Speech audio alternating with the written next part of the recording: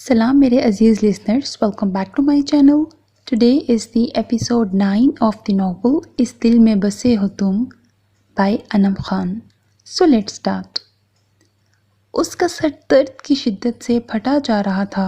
सोचें अपनी जगह थीं और अज़ली गुस्सा अपनी जगह था, मगर गुस्से को उसे नज़रअंदाज करना पड़ रहा था कि सोचें गलबा पाए उसे बेबस किए जा रही थीं। वो मुत्तजिब ज़दा सी आंखें फाड़े दोनों हाथों से बाल जकड़े सर झुकाए सोफे पर बैठी थी। आज इतने अरसे बाद उसकी यादाश्त पीछे गई थी। अली आयान हसन गिलानी अपनी तमाम बातों यादों समेत उसके ज़हनों तसव्वुरात में हलचल मचा गया था और वो दंग बैठी उसे झुटलाने में बुरी तरह नाकाम हो रही थी। अपने प्री प्लान खेल में उसे भुलाए आज तक वो अपनी जीत अपने अमल पर सरफखर से बुलंद किए खुशी में रक्सा थी। अपने मुस्तकबिल के रोशन ख्वाब आंखों में सजाई थी। ऐसे में माजी की झलक उसकी आंखों के पर्दे पर ज़ाहिर होती अपना जाल बिना रुकावट के फैलाई जा रही थी। अली के ख़त के टुकड़े उसके पाँव में बिखरे पड़े थे, मगर इस ख़त में लिखा हर्फ हर्फ अली के जज्बात की अक्कासी करता। उसकी रोती आँखों, तड़पती रूह की दास्तान उसके इर्द गिर्द मुसलसल दोहराए जा रहे थे और वो चाहकर भी इन हरूफ की पुकार सुनने से खुद को नहीं रोक पा रही थी। स्कूल से वापसी के बाद ये 6ठा घंटा था और वो तब से कमरे में बंद थी। कमरे की फ़िज़ा इसे बहुत वहशत ज़दा सी महसूस हो रही थी। उकताहट अपनी जगह थी। सर का दर्द भी अब उसकी बर्दाश्त से बाहर हुआ जा रहा था। रगें फटती महसूस हो रही थीं। उसने उठकर ठंडे पानी के छींटे मुंह पर मारे और फरार के लिए दरवाजे की तरफ रुख किया। लॉक खोला और कमरे से निकलकर सीधा किचन का रुख किया। ग्लास में पानी डाला और टैबलेट मुंह में रखकर सारा पानी एक ही सांस में पी गई। क्या हुआ मुस्तबशरा, सर में दर्द है? ज़हरा बेगम उसे देखकर किचन में आईं। जी अम्मा, अभी टैबलेट ली है, उसने बताया। चाय बनाकर दूं? नहीं अभी नहीं, थोड़ी देर बाद बना लूँगी, अभी दिल नहीं चाह रहा, उसने मना किया। उन्होंने अस्बात में सर हिलाया। चलो ठीक है, मगर आराम करो जाकर, मैं तुम्हारे बाबा जान के साथ कासिम भाई की तरफ जा रही हूँ। आसफा आबा बीमार हैं, तुम्हारे सर में दर्द ना होता तो साथ चली जाती, लेकिन अभी तुम जाकर लेटो, उन्होंने बताते हुए हदायत की। सर तो ठीक हो जाएगा, मैं भी आपके साथ चलती हूँ, मुस्तबशरा फ़ौरन से बोली, क्योंकि वो किसी भी तरह फरार चाह रही थी। नहीं, तुम किसी और दिन चली जाना, अभी तुम खुद सेट नहीं हो, उन्होंने ममता भरी मोहब्बत से टोका। अच्छा, फिर आप मेरी तरफ से उन्हें ज़रूर पूछिएगा, उसे मानना पड़ा।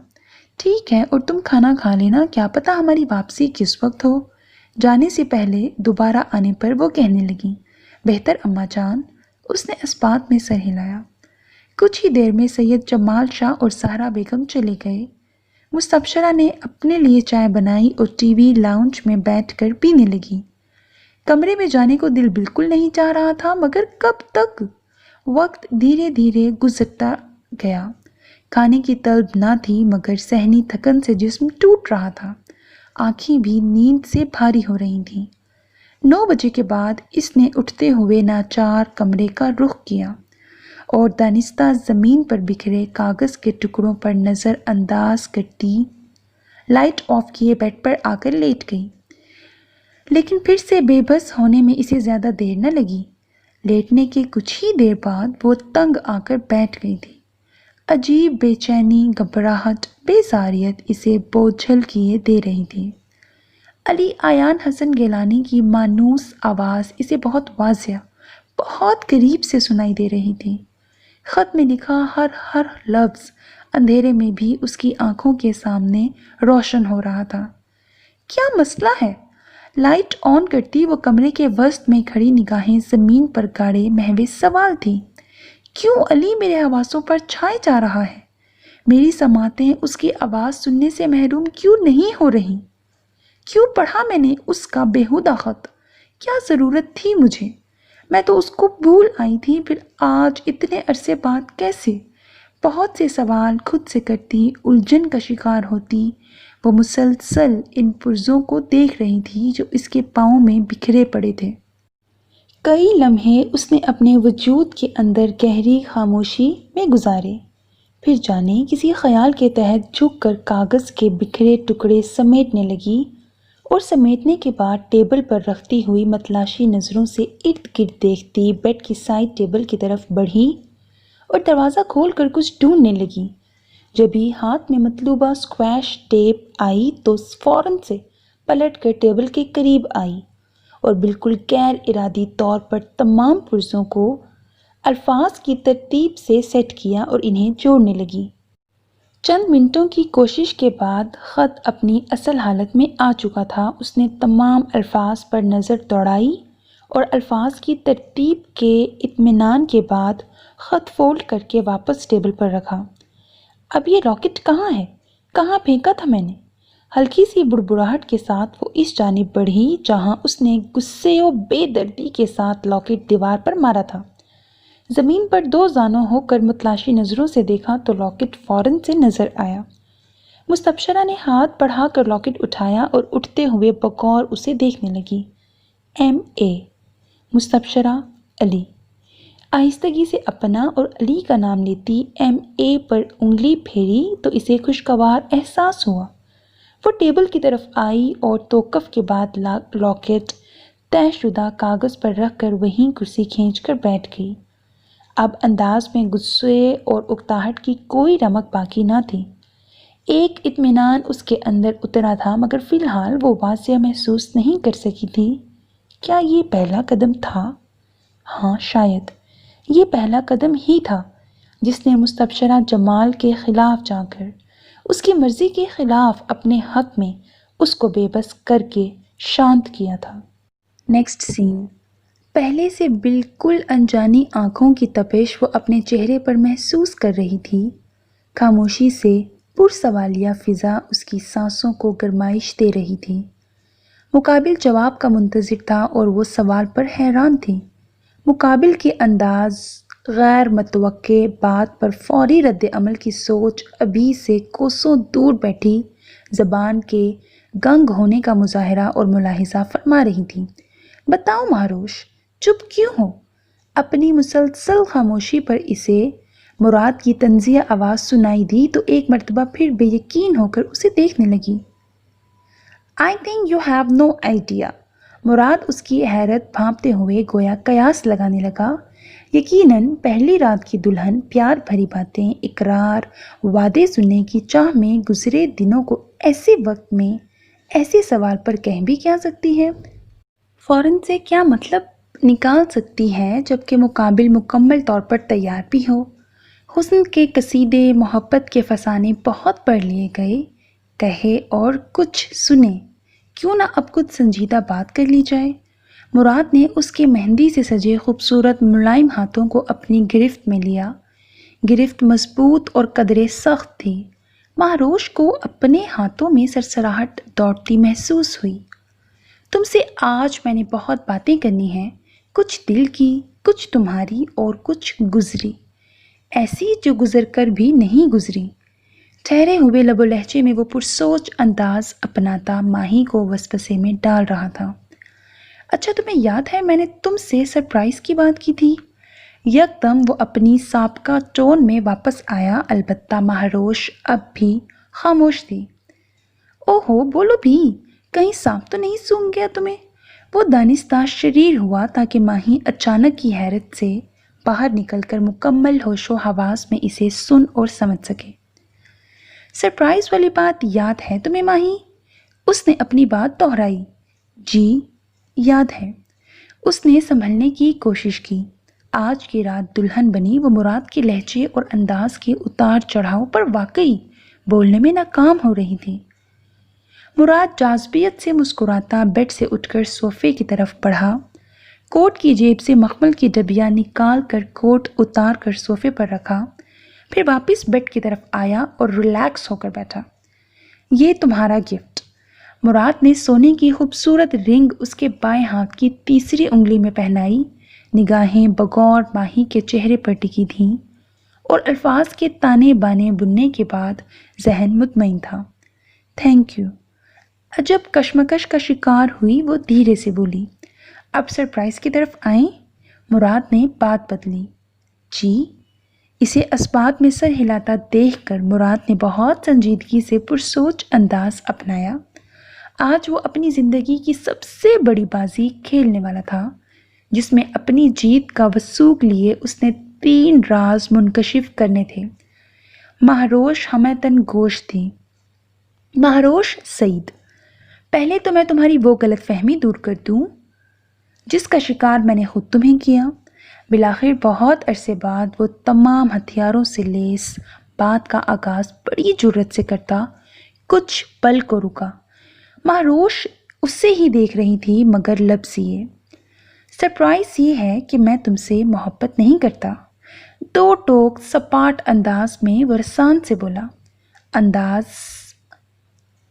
تحمل سے لبریز تھا، جبکہ مقابل نے سیکنڈ کے 1000ویں حصے سے پہلے کچھ مزید گہری بے یقینی سے بھویں سکیڑ کر اسے دیکھا تھا، یوں جیسے اپنی سماعتوں پر شک گزرا ہو۔ زیادہ حیران ہونے کی فی الحال کوئی ضرورت نہیں ہے مہروش سعید، ابھی تو چند انکشافات مزید رہتے ہیں۔ مراد اس کو دیکھتا محظوظ ہوئے بنا نہ رہ سکا۔ ہاں، محبت کا جال ضرور پھیلایا۔ پھر بات جاری رہی۔ کیوں؟ بے ساختہ لب اس کے ہلے تھے۔ اتنی بھی کیا جلدی ہے جاننے کی ڈیئر، ابھی تو رات باقی ہے۔ وہ ہنسا۔ ماہی اب کے خود کو چپ رہی مگر مراد کو چپ نہ کروا سکی۔ نہ مجھے تم سے محبت ہے، نہ اس شادی میں میرے جذبات شامل ہیں، وہ ترتیب سے بولا۔ نگاہیں ماہی کے چہرے پر مرکوز تھیں جہاں ہزاروں رنگ آ جا رہے تھے۔ شرم کی لالی پر عجب بے یقین سے تاثرات چھا رہے تھے۔ مراد کی باتوں اور لہجے کو سمجھنے میں اسے دشواری اور انہیں قبول کرنے میں اس کا دماغ دقت کا شکار ہو رہا تھا۔ پھر یہ شادی؟ سو سمجھ نہ آیا کہ کیا پوچھے۔ ہونٹ بھینچ کر الفاظ کو روکتی وہ بات ادھوری چھوڑ گئی۔ بدلے کے لیے کی ہے میں نے یہ شادی؟ یکدم وہ سخت تلخ ہوا۔ ہاں مہروش سعید، میں نے تم سے یہ شادی بدلے کے لیے کی ہے، انتقام کی آگ کو شانت کرنے کے لیے کی ہے۔ میں نے تم سے شادی۔ وقار سعید کی بہن سے مجھے محبت کیوں ہو سکتی ہے؟ اور پلیز حیران ہونے کی ایکٹنگ بالکل نہ کرو۔ اپنی بات کے دوران مہروش کے فک پڑتے چہرے کو دیکھ کر وہ نہایت شفقیت سے بولا، لیکن اس لمحے مہروش چاہ کر بھی حیرانگی کے آثار کو چہرے اور آنکھوں سے زائل نہ کر سکی۔ متحیر سوچیں اعصاب سے ہم آہنگی کھوئی جا رہی تھیں۔ 3 سال میں نے کڑتے ہوئے گزارے ہیں، 3 سال میں نے اپنے اندر وقار کے لیے نفرت کا لاوا سنبھال کر رکھا تھا۔ اس نے میری بہن کو ٹھکرا کر اسے رسوا کرنا چاہا تھا، میری بہن کو۔ ادینہ کی زندگی برباد کرنے چلا تھا وہ، مگر وقت پلٹا کھا گیا۔ آج سے میں اس کی بہن کی زندگی برباد کروں گا۔ اس نے سارے پتے ایک ساتھ پھینک کر کھیل شروع کیا تھا اور میں ایک ایک پتا پھینک کر چلتا رہا۔ میں چاہتا تو اس طرح عین شادی کے وقت انکار کر سکتا تھا، اس طرح مزہ نہ آتا۔ میری بہن تو آباد رہی مگر وہ اپنی بہن کی خوشیاں اپنے عمل سے برباد کر گیا۔ میری بہن لمحہ لمحہ مسکرائے گی اور اس کی بہن پل پل تڑپے گی۔ ہاں مہروش، تم اپنے بھائی کے کیے کی سزا پانے کے لیے تیار ہو جاؤ۔ وقار کا بدلہ میں تم سے لوں گا، تمہارے ذریعے میں اسے مات دوں گا۔ وہ جنونی ہو رہا تھا۔ ماہی کی کلائی پر سختی سے اپنی انگلیاں پیوست کرتا، دبے انداز میں لفظ چبا کر ادا کرتا وہ اندر کا غبار باہر نکال رہا تھا۔ خود پر سے اچھائی اور محبت کا لبادہ ہٹائے اپنی اصل شکل، اپنی اصل روپ میں اس کے سامنے آ رہا تھا۔ آنکھیں انتقام کی آگ سے سرخ ہوتی مہروش پر واضح ہو رہی تھیں۔ کلائی میں درد محسوس کرتی وہ گویا کچھ بھی اس کو محسوس نہ ہو رہا تھا۔ اس درد کے آگے جو درد مراد منصور اسے دے رہا تھا، تلخ لہجہ اس کے لیے برداشت کرنا تکلیف دہ تھا۔ اندر تک لرزتی وہ پل بھر میں خوف کھا گئی تھی۔ مگر فرق صرف اتنا ہوگا، میں اس کی طرح سب کو نہیں بتاؤں گا، بلکہ تمہاری بے بسی وقار کو اپنے فیصلے پر پچھتانے کے لیے مجبور کرے گی۔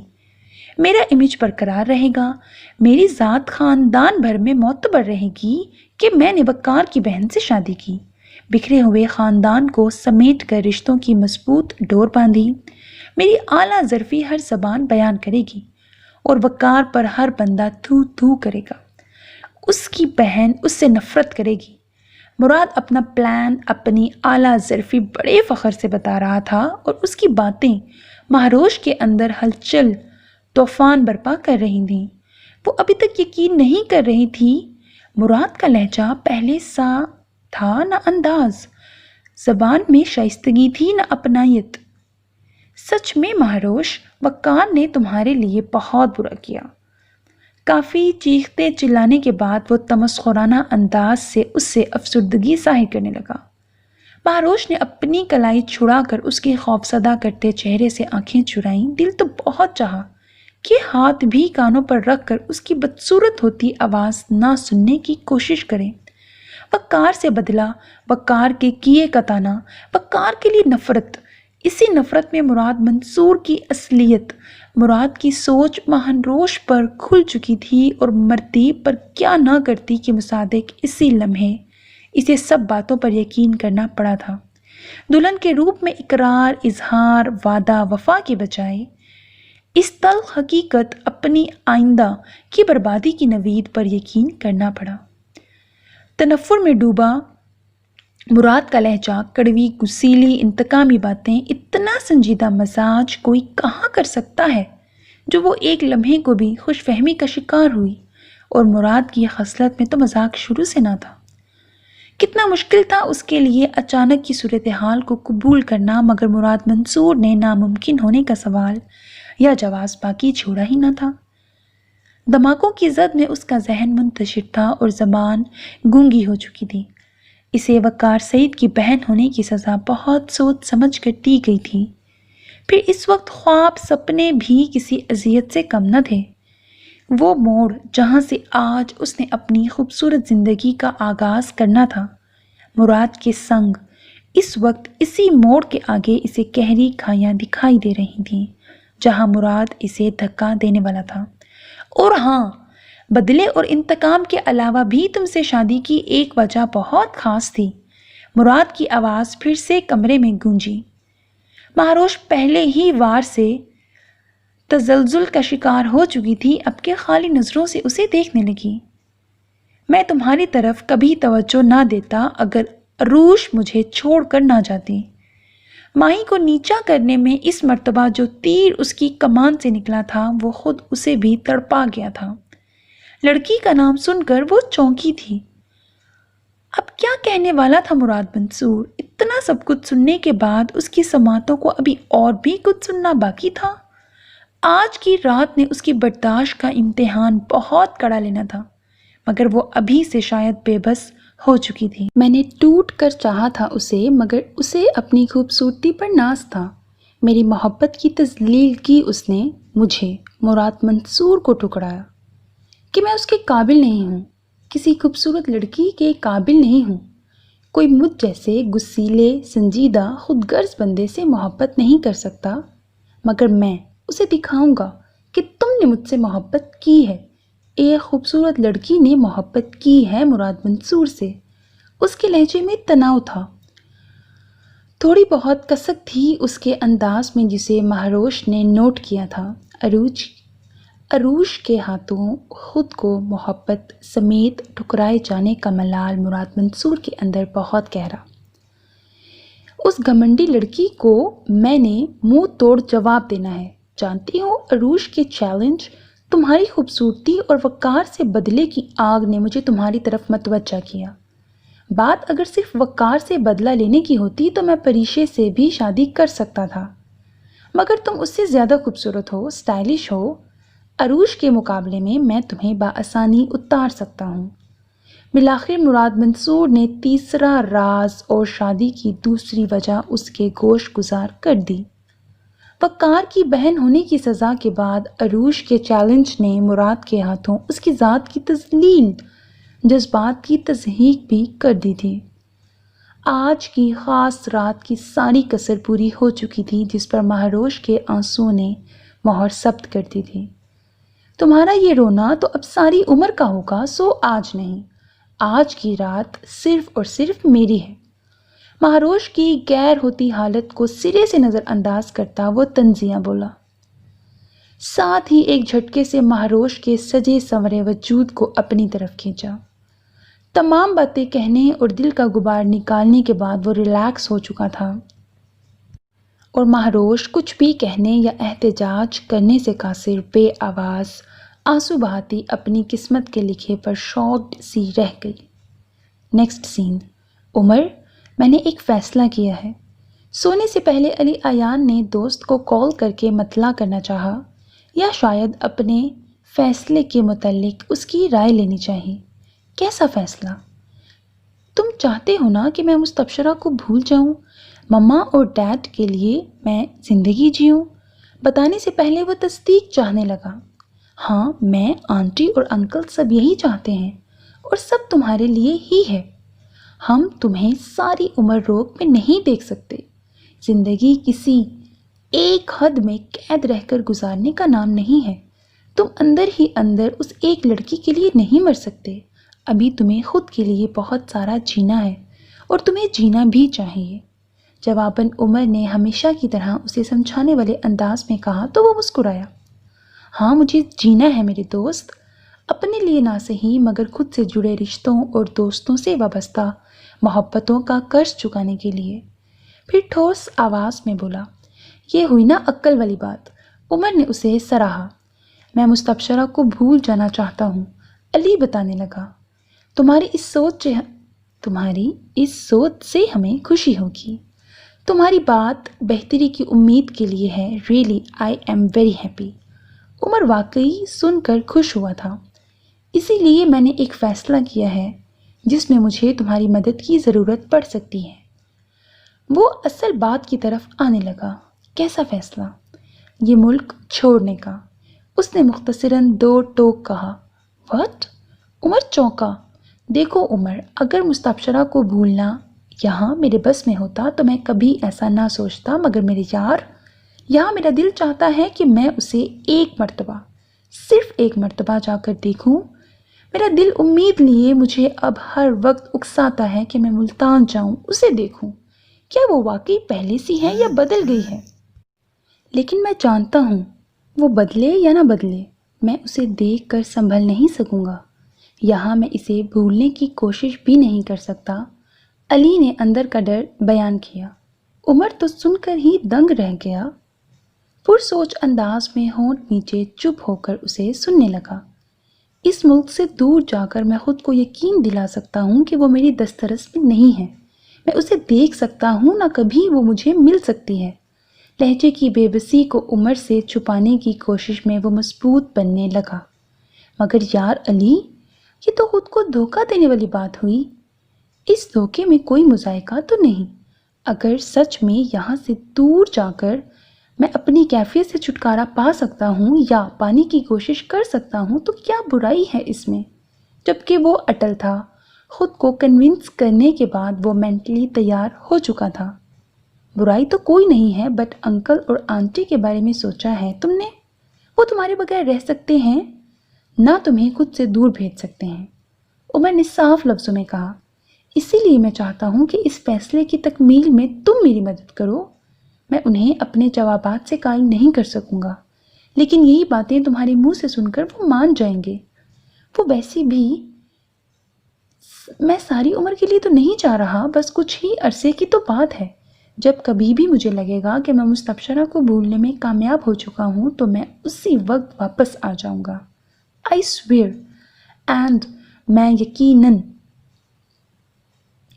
اپنی ذات سے جدا کر کے ہی اسے لوٹوں گا۔ علی ایان کی باتوں میں پختگی اور وثوق تھا جو عمر کو قائل کرنے میں کامیاب ہو چکا تھا۔ اگر ایسا واقعی میں ممکن ہے تو ٹھیک ہے، میں جہاں تک ممکن ہو سکا تمہاری مدد کروں گا۔ وہ راضی ہوا۔ Thank you Umar, thank you so much. میں کچھ ہی دنوں میں مما اور ڈیڈ سے بات کروں گا۔ علی مطمئن سا مسکرایا۔ یہ فیصلہ اس نے بہت مجبور ہو کر کیا تھا مگر بہتری کے لیے کیا تھا۔ نیکسٹ سین۔ رات بظاہر بڑی خاموشی سے گزر رہی تھی۔ کمرے کی مہکتی فضا میں گہرا سکوت چھایا ہوا تھا، مگر اس کے اندر طوفان قیامت سی تباہ کاریاں لیے پھیلتا جا رہا تھا۔ اس کے اندر کی دنیا میں سب کچھ تہس نہس ہو چکا تھا۔ بیک گراؤنڈ سے ٹیک لگائے وہ مسلسل اشک بار آنکھوں سے سن ذہن لیے بیٹھی تھی۔ سب کچھ کتنی جلدی اچانک اس پر واضح ہوا تھا۔ خوشیوں کے رنگوں پر پلک جھپکنے سے پہلے ہی دھندلاہٹ کے آثار نمایاں ہو چکے تھے۔ اس نے ایک مرتبہ گردن گھما کر اپنے پہلو میں دیکھا، جہاں مراد منصور اس کی ذات میں زلزلے، آندھیاں برپا کرنے اور حق زوجیت وصول کرنے کے بعد پرسکون نیند سو رہا تھا۔ آج کے لیے آنکھوں میں سجائے اس کے ڈھیروں خواب اور سپنے ارمانوں سمیت بے دردی اور شفافیت سے کچل کر انجان بنا بے خبر سو رہا تھا۔ مہروش بغور اسے دیکھتی فرق کے متعلق سوچنے لگی، گھونگھٹ کے فرق کو سوچنے لگی۔ گھونگھٹ سے پہلے اس نے جس مراد منصور کو دیکھا تھا وہ کوئی اور تھا، جس کی آنکھوں میں محبت کی ٹھاٹھے مارتا سمندر تھا، جس کی باتوں میں محبت کا رس گھولتا امرت تھا، جس کے انداز میں چاہت تھی، جس کے لمس میں اپنائیت تھی۔ مگر گھونگھٹ اٹھانے کے بعد اس نے ایک نئے الگ مراد منصور کو دیکھا تھا، جس کی آنکھوں میں محبت کا ٹھاٹھے مارتا سمندر نہیں بلکہ غصے، نفرت اور انتقام کا الاؤ تھا، جس کی باتوں میں زہر کا عنصر نمایاں تھا، اس کے انداز میں تنفر، تحقیر اور اس کے جذبات کے لیے تضحیک تھی، جس کے لمس سے اسے تپتے انگاروں پر جھلسنے کا احساس ہوا تھا۔ یہ کیسا فرق تھا! محض گھونگھٹ گرانے اور اٹھانے کی یہ کیسی انوکھی تفریق کی کہانی اسے محسوس ہوئی تھی۔ یہ خواب تھا، حقیقت یا آنکھوں کا دھوکہ؟ سماعت ناکارہ ہو چکی تھی، یہ سچ سننے میں جھوٹ لگ رہا تھا۔ مراد منصور نے اس کے ساتھ مذاق کیا تھا یا ایک ہی جھٹکے میں اسے افسانے سے نکال کر حقیقت میں لے آیا تھا؟ وہ کچھ بھی نہ سمجھ سکی، نہ اندازہ لگا سکی، نہ قیاس کی فرصت ملی۔ کیوں مراد، میرے ساتھ آپ نے ایسا کیوں کیا؟ وہ محو سوال بے آواز شدت سے رونے لگی۔ وقار بھائی سے بدلے کی آگ میں مجھے کیوں جلایا؟ کیا قصور تھا میرا؟ یہی کہ میں ان کی بہن تھی۔ انہوں نے ادینہ کو ٹھکرایا اور آپ نے مجھے اپنا کر اپنی بہن کو ٹھکرائے جانے کا بدلہ لیا۔ کیسی اعلیٰ ظرفی ہے یہ آپ کی! آپ میں اور وقار بھائی میں کوئی فرق نہیں ہے۔ ہاں، البتہ میری اور ادینہ کی قسمت میں ضرور فرق ہے۔ وہ ایک جھٹکے کے بعد سنبھل گئی تھی اور میری ساری زندگی جھٹکوں میں گزرے گی۔ مہروش سوال جواب کی کیفیت میں گھری تھی۔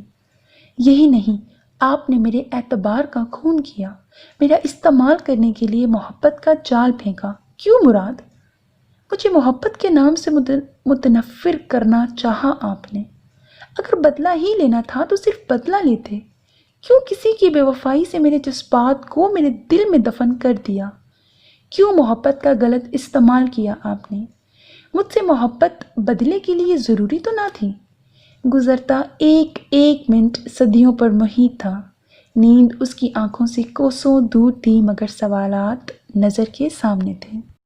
وقار بھائی کے کیے کی سزا تو آپ نے دے دی، مگر میں آپ کی ناکام محبت کی خطاوار بن کر چپ نہیں رہوں گی۔ میری بے بسی میں کسی پر واضح نہیں ہونے دوں گی میں۔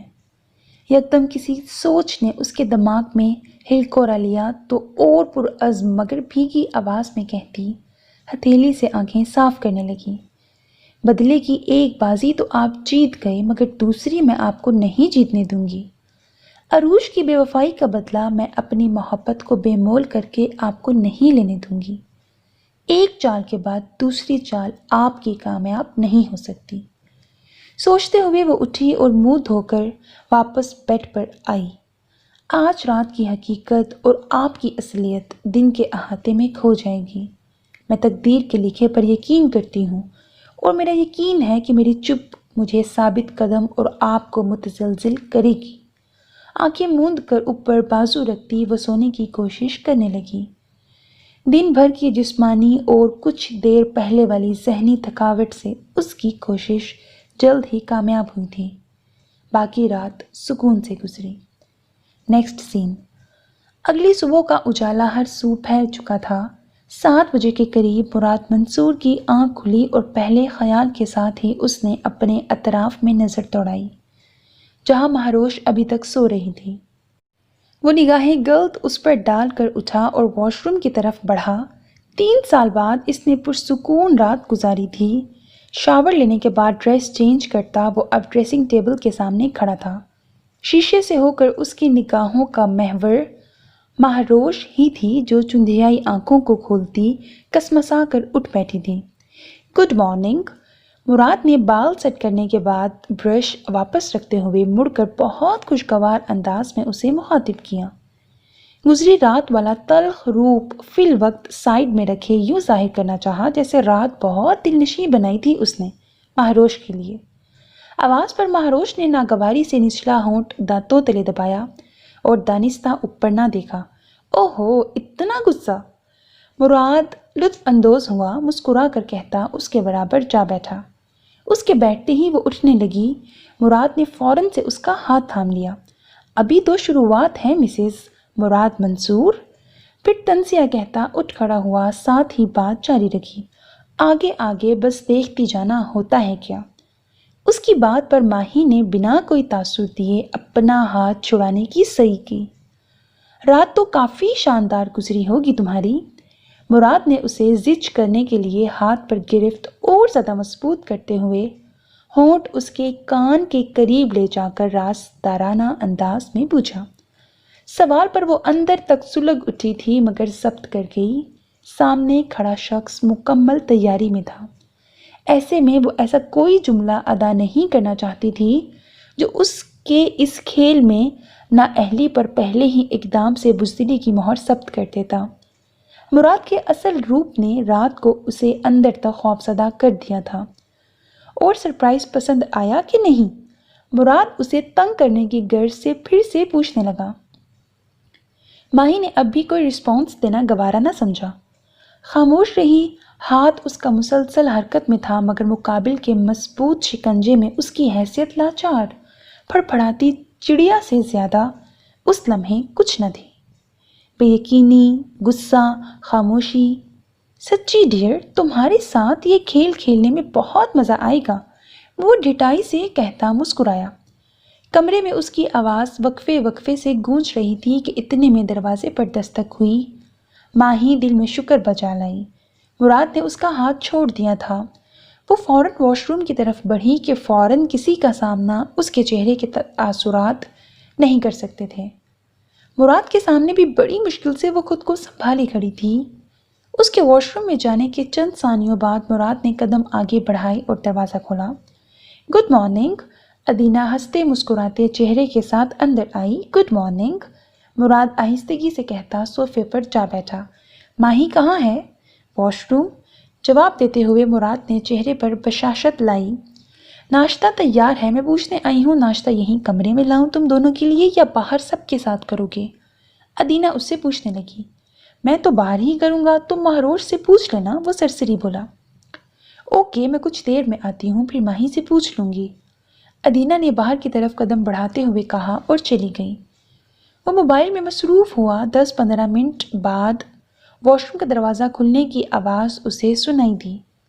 اس نے موبائل واپس جیب میں رکھا اور مہروش کی طرف متوجہ ہوا۔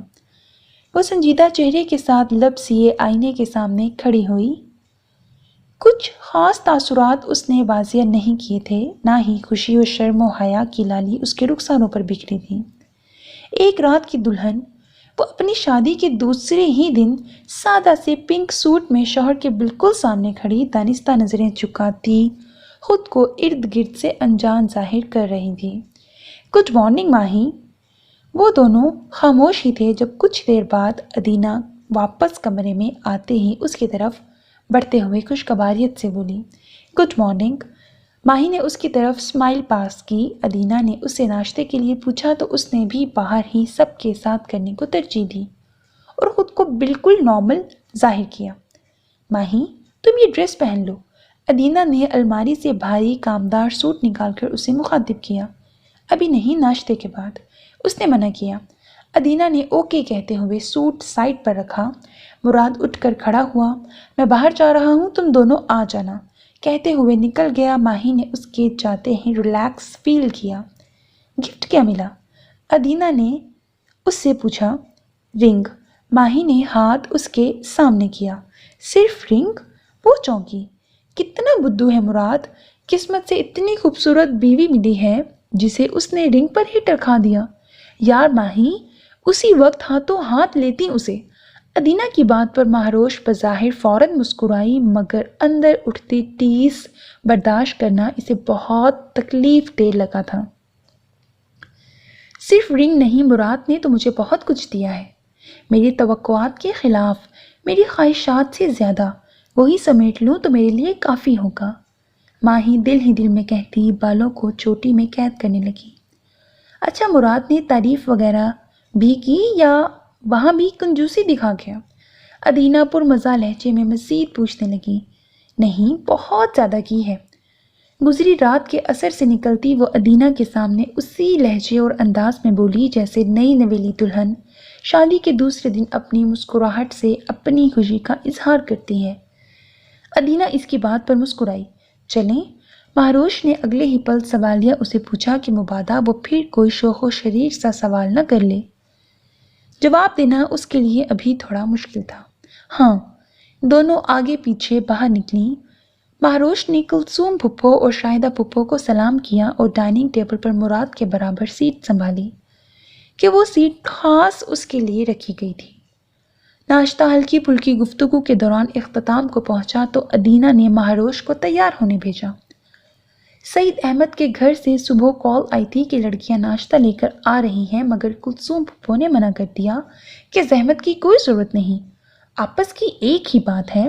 سو وہ لوگ ناشتہ لانے پر منع کرنے سے لنچ کے لیے فورس کرنے لگے تو مجبوراً کلثوم بیگم کو ماننا پڑا۔ پریشے اور باقی کزنز آنے والی تھیں۔ مہروش کو تیار ہونے کے لیے فوراً سے جانا پڑا تھا۔ نیکسٹ سین۔ فلک کے ارادے نیک، عزم مضبوط اور حوصلہ بلند تھا۔ دل جمی سے سیکھنے کی چاہ میں امی اور تائی جان کے ساتھ کچن میں مصروف رہتی، جو کہ گھر بھر کے افراد کے لیے خوش آئندہ بات تھی۔ سبھی اسے اپنے کہے پر عمل پیرا دیکھ کر مطمئن تھے کہ ایسے میں آصفہ بیگم کو موسمی بخار نے اپنے شکنجے میں لیا، سو ان کی کمی پوری کرنے کے لیے وہ فل ٹائم فہمیدہ بیگم کے ساتھ رہنے لگی۔ کھانا وغیرہ تو امی ہی بناتی، مگر وہ ان کی ہیلپ کرتی تھی۔ فہمیدہ بیگم پکانے کے دوران اسے گائیڈ کرتی رہتی۔ اس وقت بھی رات کے کھانے کے بعد برتن دھو کر امی سے ترکیب پوچھی اور گرین ٹی بنا کر آصفہ بیگم کے کمرے کی طرف گئی۔ Green tea! اندر داخل ہوتے ہی با آواز بلند بولی تو مشارف شاہ اور آصفہ بیگم اس کی طرف متوجہ ہوئے۔ تم نے بنائی ہے؟ مشارف نے اپنا کپ اٹھاتے ہوئے پوچھا۔ جی ہاں، خاص تائی جان کے لیے۔ آصفہ بیگم کی طرف کپ بڑھاتے ہوئے وہ محبت بھری آواز میں بولی۔ جب سے وہ بیمار ہوئی تھی تب سے فلک کام کے علاوہ بھی ان کا بھرپور خیال رکھ رہی تھی۔ جیتی رہو۔ آصفہ بیگم نے اس کے سر پر شفقت سے ہاتھ پھیرا۔ خاص امی کے لیے بنائی ہے تو میرا پینا ممنوع ہے؟ مشارف نے اس کی بات پکڑی۔ جی نہیں، اگر ممنوع ہوتا تو تمہارے لیے نہ لاتی، مجھے پتا تھا کہ تم تائی جان کے پاس ہی ہوگے، فلک نے وضاحت دی۔ مطلب اب تمہیں پھر تھینکس کہنا پڑے گا؟ وہ ہنسا۔ جی ہاں، وہ بھی آصفہ بیگم سمیت مسکرائی۔ تو پھر مس فلک شاہ، آپ کا بہت بہت شکریہ کہ آپ نے اپنے قیمتی وقت سے کچھ پل نکال کر اتنی زبردست شاندار سی چائے ہمارے لیے بنائی۔ وہ تفصیلی شکر بجا لائے۔ ہاں، چائے تو واقعی لاجواب بنائی ہے تم نے۔ آصفہ بیگم نے بھی اسے سراہا۔ فلک کی ہر اچھی بری کوشش کو ان سمیت سب سراہتے ہوئے پسندیدگی کی صنعت سے نوازتے کہ یوں وہ جوشیلے انداز میں مزید لگن سے کام میں جت جاتی ہے۔ تو تائی جان، جلدی سے پی کر ٹھیک ہو جائیں آپ۔ سچی آپ کے بغیر کچن میں بالکل مزہ نہیں آتا۔ میں نے سوچا تھا آپ سے کئی طرح کی ڈشز سیکھوں گی، آپ کی طرح اچھے کھانے بناؤں گی، مگر میرے سوچتے ہی آپ بیمار ہو گئیں۔ اب جلدی سے ٹھیک ہو جائیں بس، فلک کہتے ہوئے آخر میں استحقاق سے بولی۔ مشارب اس کے انداز پر ہنسا۔ یہی باتیں تو اسے فلک کی پسند تھیں۔ گھر کے ہر فرد خصوصاً بڑوں سے محبت و احترام اس کی شخصیت کا بہترین خاصہ تھی۔ آصفہ بیگم نے پیار شاد کرتی آنکھوں سے اسے دیکھتے ہوئے ساتھ لگایا۔ جس طرح تم نے میرا اتنا خیال رکھا ہے میں تو ابھی سے بہتر محسوس کر رہی ہوں، بالکل ٹھیک ہو گئی ہوں میں، بخار بھی نہیں رہا۔ تم تیار رہنا، کل سے میں کچن میں تمہارے ساتھ ہوں گی۔ مجھے خوشی ہوگی، وہ ان کی بات پر مسکرائی۔ تم سے زیادہ چچی جان کو خوشی ہوگی۔ سچ میں یار فلک، تم اتنی جلدی لائن پر آ جاؤ گی، کام اور گھرداری کے معاملے میں سدھر جاؤ گی، ہم میں سے کسی کو امید نہیں تھی۔ مشارب بولا، ساتھ ہی کپ ہونٹوں سے لگایا۔ کیوں؟ فلک نے خشمگی نگاہوں سے سوالیہ اسے دیکھا۔ تمہاری باتیں، کام سے بھاگنا، اسی امید کی طرف اشارہ کیا۔ وہ غیر سنجیدہ تھا۔ فلک نے اسے مصنوعی خونخوار نظروں سے گھورا، مگر مجھے یقین تھا کہ ہماری فلک سب کچھ کر سکتی ہے، اور دیکھو سیکھ بھی چکی ہے۔ فہمیدہ ویسے ہی پریشان رہتی تھی۔ میں نے کتنی دفعہ اسے سمجھایا کہ گھر کی بچی ہے، گھر میں ہی رہے گی، مگر ماں ہے نا، بیٹی کے مستقبل کی فکر کب پرسکون رہنے دیتی ہے۔ اس کی ایک ہی خواہش ہے کہ فلک اسی عمر میں رکھ رکھاؤ سیکھے گی تو آئندہ کی زندگی سہل انداز میں گزرے گی۔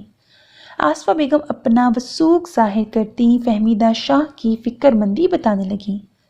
فلک ان کی باتوں پر خاموش رہی۔ ہاں تو چچی جان کی فکر جائز تھی۔ لڑکیوں کو سب کچھ سیکھنا چاہیے، جانے آگے کیسا سسرال ملے، کیسے لوگ ہوں، کون جانتا ہے۔ البتہ مشارب اب سنجیدہ ہوا۔ فلک کو ایک دوست اور کزن کی حیثیت سے اس نے ہمیشہ دل کے بہت قریب پایا تھا۔ اپنے معاملے میں اس کی طرف سے مطمئن ہونے کے بعد سے فہمیدہ بیگم کی طرح وہ بھی فکر مند رہتا۔ فلک شاہ کو کہاں وہ اداس یا پریشان حال دیکھ سکتا تھا۔ خود سے زیادہ فلک کی خوشیاں اس کے لیے زیادہ اہم اور معنی رکھتی تھیں۔ یہ اور بات ہے کہ اس نے کبھی فلک کو بتایا نہیں، مگر اکثر اسے سمجھانے کی کوشش کرتا تھا، مگر اب سے پہلے وہ کوئی بات سمجھنا ہی کہاں چاہتی تھی۔ مشارب کی بات پر آصفہ شاہ نے بغور اسے اور پھر فلک کو دیکھا۔ تم ہمیشہ ایسی ہی باتیں کرنا، آگے کیا ہوگا، کیوں ہوگا، کیسا ہوگا، کون جانے، مجھ سے متعلق ہر بات کو مستقبل کے آئینے میں کیوں دیکھتے ہو؟ جو اپنے مخصوص انداز میں مشارب سے مخاطب گویا لڑنے کے موڈ میں تھی، اس کی بات اور دونوں کی تکرار سے آصفہ بیگم پرسوچ انداز میں مسکرائی تھی۔ کیوں نہ دیکھوں؟ آتا جاتا کچھ ہے نہیں تمہیں، اور میں فکر نہ کروں تو کون کرے گا؟ وہ برجستہ سے چھیڑنے کے لیے سپاٹ بولا۔ کیوں نہیں آتا؟ امی سے پوچھ لو، سب کچھ آتا ہے۔ فلک کو پتنگے لگنے میں دیر نہ لگی۔ مصمم ارادہ باندھنے کے بعد وہ ابھی سے چپ رہنے کی غلطی نہ کر سکتی تھی کہ خود پر کسی کا شک ابھی ڈالنا نہیں چاہتی تھی۔ البتہ دل کو پورا یقین تھا اس کے احساسات میں شدت ہے، جو مشارب کے جذبات کو محسوس کر سکتے ہیں۔ گھر والوں کی طرف سے تو وہ شروع سے ٹینشن فری تھی، بھلا دونوں کے رشتے پر کسی کو کیا اعتراض ہو سکتا ہے؟ خاص سب سیکھا ہے تم نے، کپڑے تو تم ابھی تک پریس نہیں کرتی۔ صبح جب میں آفس جا رہا تھا تب بھی تم عثمان سے اسی سلسلے میں تو میں کر رہی تھی۔ کیا تھا وہ سب؟ مشارب نے اسے آڑے ہاتھوں لیا۔ وہ جو بھی تھا، تم کو اس سے کیا؟ آصفہ بیگم اس کی بات پر محظوظ مسلسل ان دونوں کو کھوجتی نظروں سے دیکھ رہی تھیں کہ دل کی خواہش کو سوچ کے مثبت ہونے سے انہوں نے پایا تکمیل تک پہنچانا تھا۔ دیکھ لیں امی، اسی لیے کہتا ہوں یہ کبھی نہیں سدھر سکتی۔ مشارب کو اس کی کھنچائی کا موقع ملا۔ اور کتنا سدھروں تمہارے لیے مائی لو، جس کا فلک نے آصفہ بیگم سے پہلے ہی دل میں جواب دیا۔ یہ جیسی بھی ہے ہمیں بہت عزیز ہے۔ فہمیدہ کی ضد، فکر اور خواہش کی وجہ سے میں اس کے ساتھ ہوں، ورنہ اسے کوئی کام کرنے کی کیا ضرورت ہے؟ پھولوں سی نازک ہے ہماری فلک، اللہ تعالیٰ اس کا نصیب اچھا اور زندگی سہل کرے۔ زندگی نے تو اپنی رفتار سے گزرنا ہے، گزرے گی۔ گھر کی اکلوتی لڑکی سب کو عزیز تھی، سو آصفہ بیگم نے بیٹے کا ساتھ دے کر اسے تنگ کرنے کی بجائے دعا یا کہا تو فلک نے مسکراتے ہوئے مشارب کو انگوٹھا دکھایا۔ اب میں کیا کہوں؟ مشارف نے اگلے ہی لمحے ہتھیار ڈالے۔ تم کچھ نہ کہو، بس خاموش رہو، فلک فوراً بولی۔ کچھ دیکھ لیں امی اسے، سب باتیں ایک طرف، اس میں تو ذرا بھی لحاظ نہیں۔ پورے 5 سال 2 مہینے بڑا ہوں اس سے، مگر یہ مجھے تم کہتی ہے۔ کبھی بھولے سے آپ اس کے منہ سے نہیں نکلا؟ جس پر مشارف نے ایک سرا پکڑ کر دوسرا سرا آصفہ بیگم کے ہاتھ تھمانا چاہا، ساتھ ہی خالی مگ ٹرے پر رکھا۔ آصفہ بیگم بھی چائے ختم کر چکی تھیں۔ فلک نے اسے گھورا۔ آپ جناب، تو تب کہوں جب تم 5 سال اور 2 مہینوں کے ساتھ گھنٹوں، منٹوں اور سیکنڈوں کا حساب بھی دو۔ پھر جھٹ اپنے مخصوص انداز میں سابقہ جملہ دہرایا۔ سچی میں فلک، تمہارا اوپر والا پورشن عقل سے پیدل ہے۔ مشارف اس کی 1000 بار دہرائی بات پر زور سے ہنسا۔ فلک نے خشمگی نظروں سے اسے دیکھا۔ اور تمہارا ہوا کے گھوڑے پر سوار ہے۔ پھر کہتے ہی کپ ٹرے میں رکھتی بیڈ سے اترنے لگی۔ دونوں اس کی بات پر مسکرائے۔ آصفہ شاہ کو اپنا وثوق پختہ محسوس ہونے لگا تھا۔ پاگل! مشارف نے اسے مزید چڑھانے کے لیے آواز بلند کہا۔ اب کہ فلک نے اس کی بات کو نظر انداز کیا، مگر دل میں ضرور اس سے مخاطب ہوئی۔ تمہارے پیار میں پاگل ہوں، اور اپنی محبت سے تمہیں بھی پاگل نہ کر دیا تو پھر کہنا۔ اور خاموش نظروں سے زیر لب مسکرائی۔ اوکے تائی جان، پھر صبح ملاقات ہوگی، اللہ حافظ اینڈ گڈ نائٹ۔ آصفہ بیگم سے کہتی وہ دروازے کی طرف بڑھی۔ میں بھی ہوں یہاں، مشارف نے فوراً پیچھے سے آواز دی۔ اوہ سوری، گڈ نائٹ۔ فلک فوراً سے پلٹ کر گویا ہوئی۔ فلک کمرے سے باہر نکل آئی، لبوں پر بڑی دلنشیں مسکراہٹ تھی۔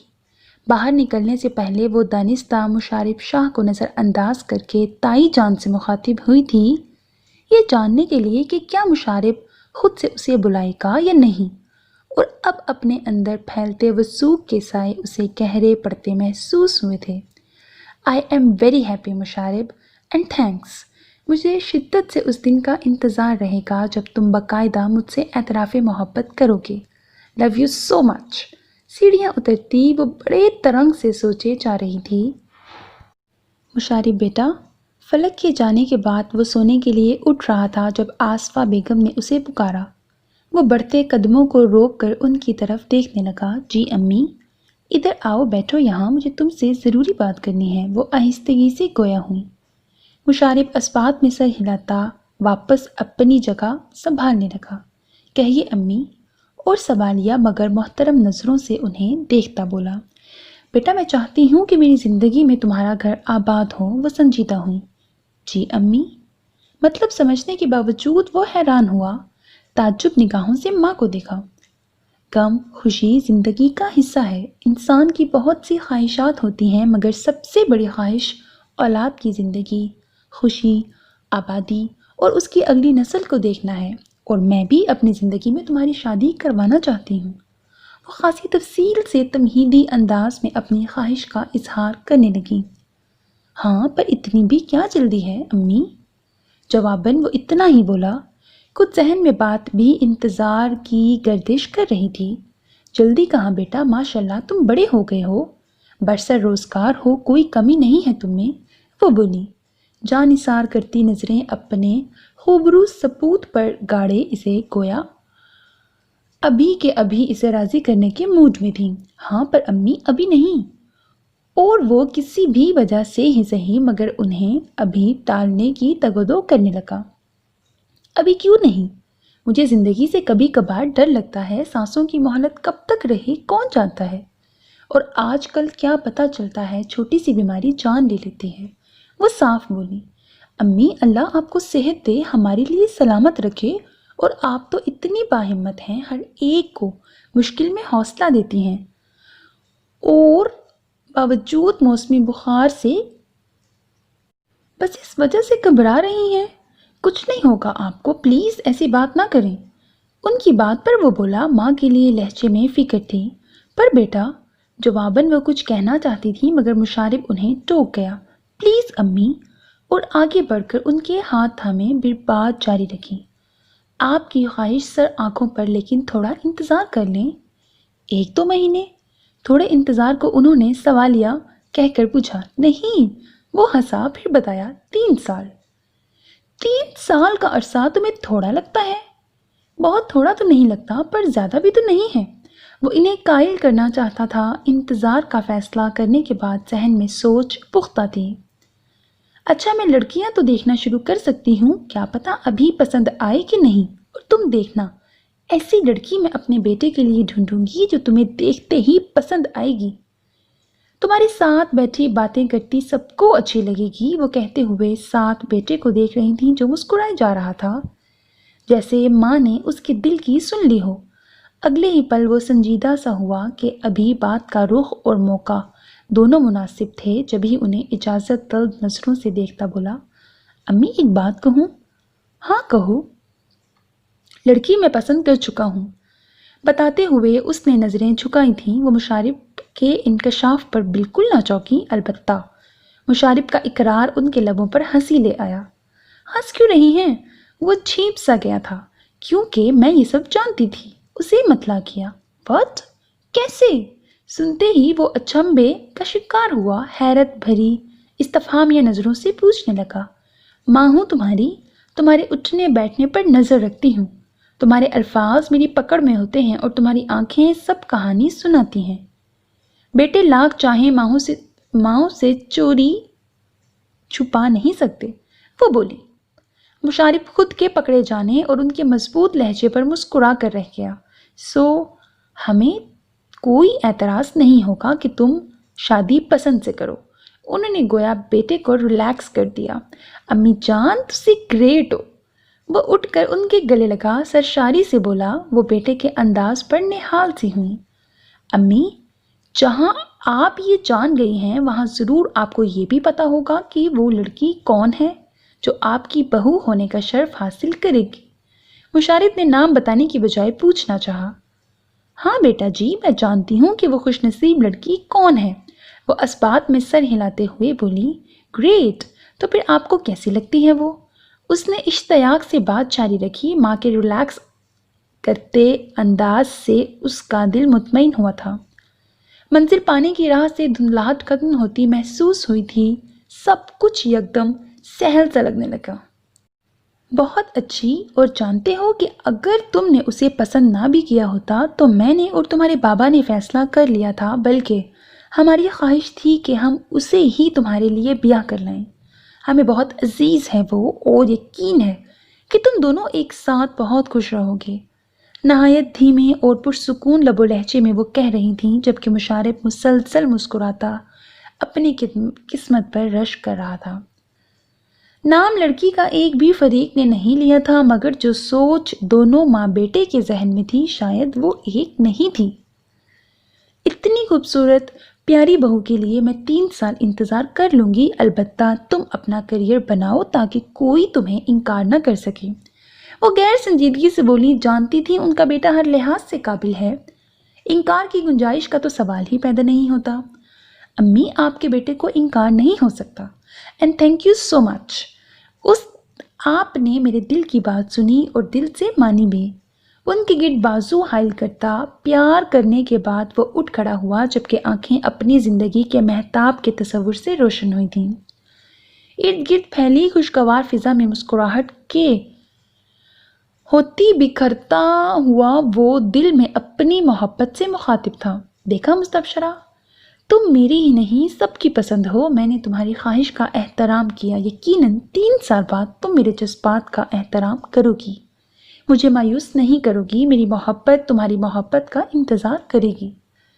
وہ اس حد تک پروثوق تھا کہ ماں کے سامنے اپنی محبت کا نام تک نہ لے لیا کہ یقیناً دونوں کی سوچ کا محور اور موضوع مستبشرہ جمال کی ذات تھی، مگر شاید وہ اس کی سب سے بڑی خوش فہمی تھی، بلکہ غلط فہمی تھی، کیونکہ اس کے جانے کے بعد آصفہ بیگم کے لب مسکرائے تھے اور ذہن و دل مطمئن سا ہوا تھا۔ فہمیدہ، اب تم بے فکر ہو جاؤ، فلک اپنے ہی گھر میں ہوگی، اس کا مستقبل انشاءاللہ بہت محفوظ ہوگا۔ مشارب فلک کو خوش رکھے گا۔ میں فلک کو بہو نہیں بیٹی بنا کر رکھوں گی، میری فلک ہے ہی اتنی پیاری، اور میرے بیٹے کی پسند بھی۔ مشارب کے سامنے تو انہوں نے نام نہ لیا تھا، مگر اس کے جانے کے بعد فہمیدہ بیگم کے خود سے گفتگو کے دوران فلک شاہ کا نام لیتی وہ بہت خوش تھیں۔ خواہش یہی تھی کہ فلک ان کے بیٹے کی دلہن بنے، پھر وہ بھائی اور بھابھی کی فکر بھی دور کرنا چاہتی تھیں۔ فلک گھر کی اکلوتی لاڈلی بیٹی تھی، پھر ان کے خیال میں مشارب کی پسند اور محبت بھی تھی، اور فلک کی آنکھوں میں رقم تحریر بھی انہیں نہال کر گئی تھی۔ ایسے میں اعتراض یا اختلاف کیوں کسی کو ہوتا؟ انہیں اپنی اولاد کی خوشی عزیز تھی، اسے اپنے وثوق میں دونوں ہی تمانیت لیے شانت تھے۔ نیکسٹ سین، شادی کی طرح ولیمہ بھی بڑی دھوم دھام سے ہوا۔ مراد اپنے کیے کے مطابق سب کے درمیان بڑی اعلیٰ ظرف سے بیٹھا تھا۔ اب ہر ایک کے دل میں معتبر مقام بنانے کے بعد تمام پتے جبراً مہاروش کے ہاتھ میں تھما کر اس نے اپنی چال چلی۔ ماہی پر طنزیہ کڑوے کسیلے جملے فی الحال وہ کمرے کی حدود میں رکھے ہوئے تھا۔ سب کے سامنے آنکھوں میں اپنائیت کے جگنو لیتے، لہجے کی شائستگی اور نرمی بحال رکھنا تو اس کے بائیں ہاتھ کا کھیل تھا۔ ولیمے کی محفل کے دوران بھی نہایت خوشگوار مسکراہٹ چہرے پر سجائے، وہ وقتاً فوقتاً مہاروش سے کوئی نہ کوئی بات کرتا اور مجبوراً مہاروش نہ چاہتے ہوئے بھی مسکراتی۔ خاندان کے باقی افراد انہیں خوش دیکھ کر مطمئن تھے۔ دوسری طرف مہاروش مسکراتے ہونٹوں کے پیچھے خاموش زبان کو قابو کیے بدلتے حالات کے مشکل دوراہے پر کھڑی تھی، جہاں فوراً سے فیصلہ کرنے کی صلاحیت سے وہ محروم تھی۔ کسی بھی سوچ کو فیصلے کی پختہ نہج تک لے جانا اس لمحے اس کے بس میں نہ تھا۔ نہ وہ مراد کی اصلیت سب کے سامنے لا سکنے کی فوری سکت رکھتی تھی، نہ اس کی باتوں پر رو دھو کر واویلا مچانے میں اسے بہتری کی کوئی راہ نظر آئی۔ شادی کی رات خاموشی کو اس نے اپنا پہلا ہتھیار بنانا چاہا تھا، کیونکہ ابھی خاموش رہ کر اسے مزید سچائی جاننی تھی۔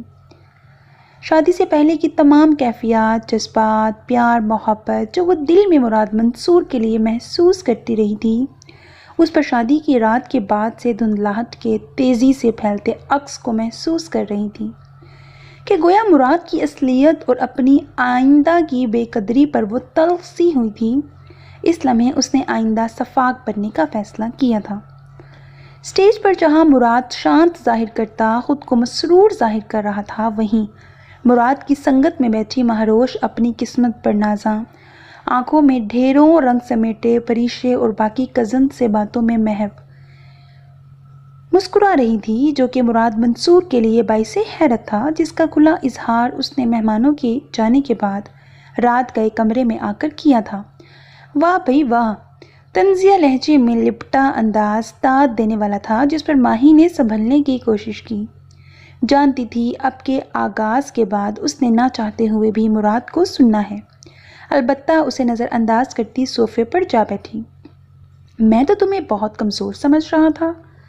وہ اپنی حیرانگی زبان پر لاتا اس سے چند قدم کے فاصلے پر کھڑا ہوا۔ ماہی نے اس کی بات پر ری ایکٹ کرنا گوارا نہ سمجھا، لب بھینچے کلائی میں سجے کنگن انگلی سے گھمانے لگی۔ انداز ایسا تھا کہ وہ محسوس ہوئے بنا نہ رہ سکا۔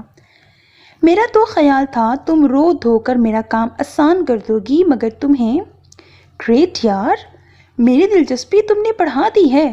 وہ اپنی ہی ترنگ میں تھا۔ تمہارے رویے سے کہیں بھی تم نے شک کی گنجائش کسی کے لیے نہیں چھوڑی۔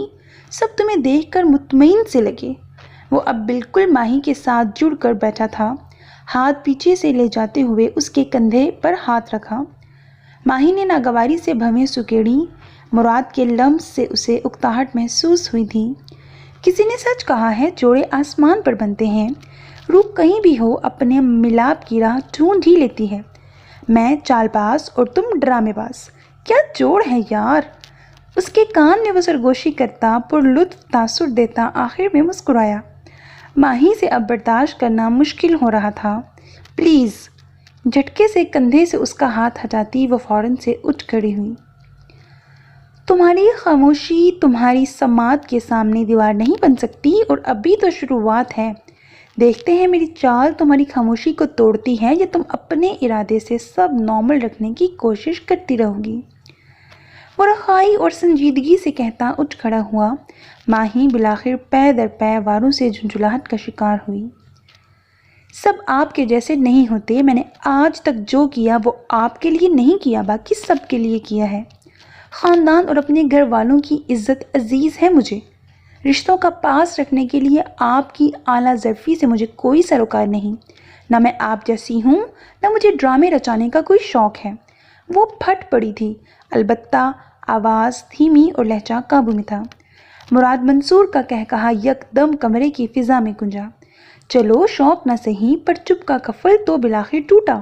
اس کے قریب جا کر چہرے پر آتی لٹ کو انگلی سے چھوتے ہوئے وہ دل فریب انداز میں بولا۔ ماہی نے 2 قدم پیچھے کیے۔ دور کیوں بھاگ رہی ہو مجھ سے؟ تمہیں چھونے، تم سے بات کرنے کا شرعی اور قانونی حق رکھتا ہوں میری جان۔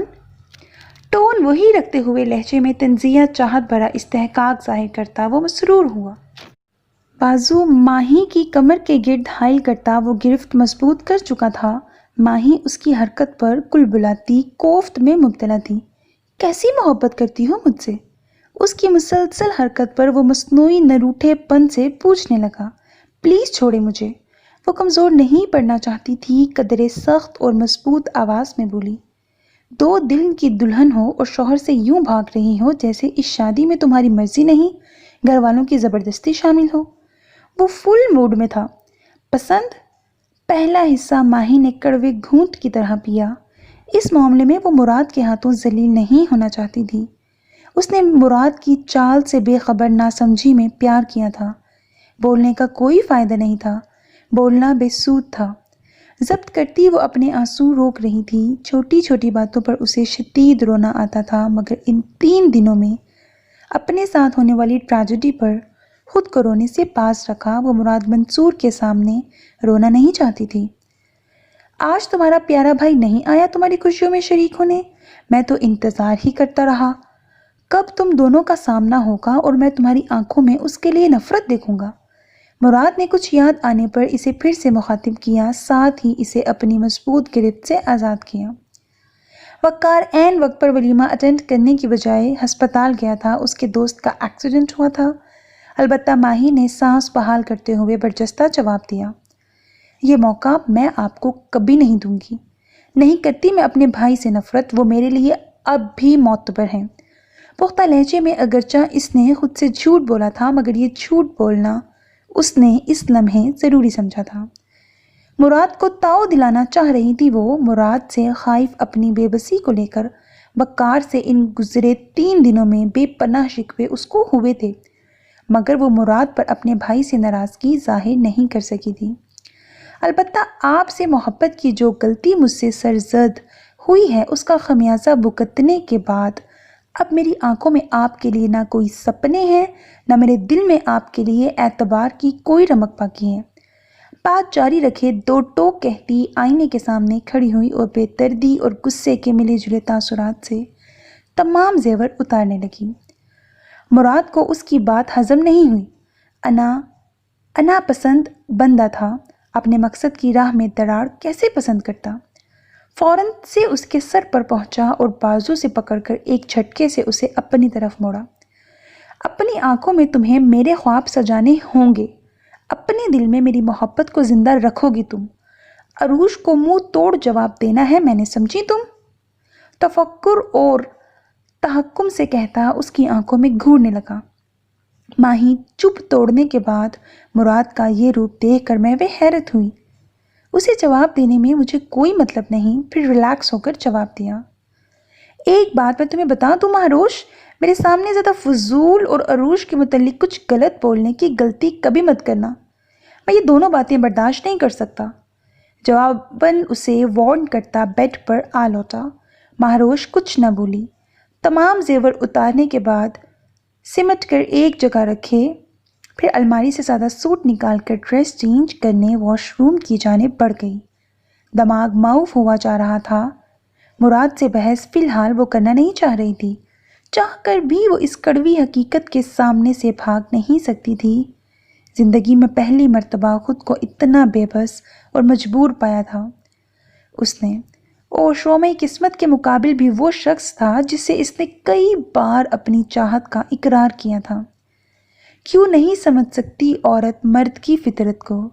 مرد کی عورت میں کیوں، مرد کی سوچ میں کیوں عورت بے وقوف بن جاتی ہے؟ چہرے سے میک اپ اتارتی وہ گہرے افسوس میں غرق تھی۔ بہت سی باتوں کے ساتھ ایک سوچ مرد و عورت سے متعلق بھی ہلکورا لے کر اس کے ذہن میں جاگی تھی۔ عورت خود کو بہت سمجھدار تصور کرتی ہے، مگر در حقیقت مرد کے شاطر دماغ کے سامنے اس کی ساری سمجھ بوجھ ریت کے ٹیلے کی طرح ہوتی ہے، جسے بآسانی عرش سے فرش پر پٹکا جا سکتا ہے۔ عورت کی محبت محض کسی مذاق کی طرح ہوتی ہے جسے مرد یا تو سیریس لے لیتا ہے یا اس مذاق کو مذاق بنا کر عورت کے لیے اذیت ناک بنا دیتا ہے۔ مہروش میک اپ اتارنے کے بعد منہ پر پانی کے چھینٹے مارنے لگی۔ اس لمحے واش روم سے باہر نکلنے کو اس کا دل بالکل نہیں چاہ رہا تھا کہ باہر مراد اپنی فرض کی خاطر اس کا منتظر ہوگا، مگر اب اندر وہ کب تک رہتی؟ بچاؤ تو سب ناممکن تھا۔ توقف کے بعد باہر نکلی۔ کمرے میں سکوت تھا جو اسے دیکھتے ہی مراد نے توڑا۔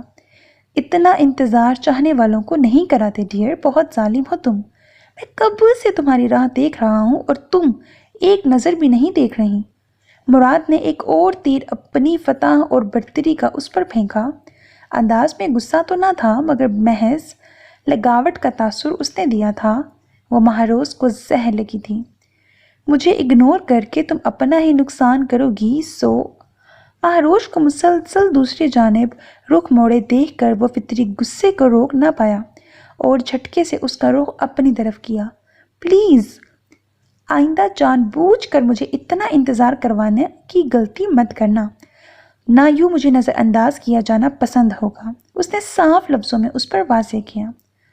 مہروش ایک مرتبہ پھر خاموش رہی تھی، البتہ اس کا دل اندر سے کلس کر رہ گیا، جبکہ مراد منصور پرسکون رات گزارنے کی مکمل تیاری میں تھا۔ نیکسٹ سین، علی ایان حسن گیلانی اپنے آپ سے آشنا تھا۔ وہ جانتا تھا کہ کچھ بھی ہو جائے وہ اپنے دل، جسم و روح سے مستبشرہ جمال کو الگ نہیں کر سکتا۔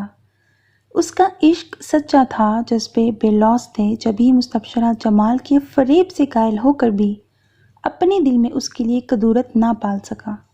ابتدا میں رنج زیادہ تھا، مگر تب بھی اس نے مستبشرہ کے لیے برا کہا نہ سوچا، صرف دل ہی دل میں اس سے شکوہ کنا تھا۔ لیکن اب وہ کسی شکوے اور گلے کی پرواہ کیے بغیر خود کو قائل کر رہا تھا۔